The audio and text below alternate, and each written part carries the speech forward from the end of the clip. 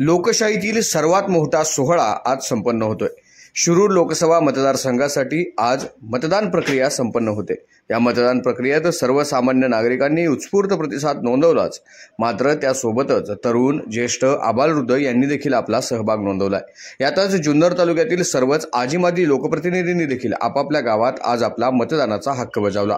जुन्नर तालुक्याचे माजी आमदार बाळासाहेब दांगट व त्यांच्या सुविद्य पत्नी मंदाताई दांगट यांनी देखील आज उंब्रज या ठिकाणी आपला मतदानाचा हक्क बजावलाय। उंब्रज या ठिकाणच्या जिल्हा परिषद प्राथमिक शाळेत मतदान केंद्रावर त्यांनी जाऊन रांगेत उभं राहून आपला मतदानाचा हक्क बजावलाय।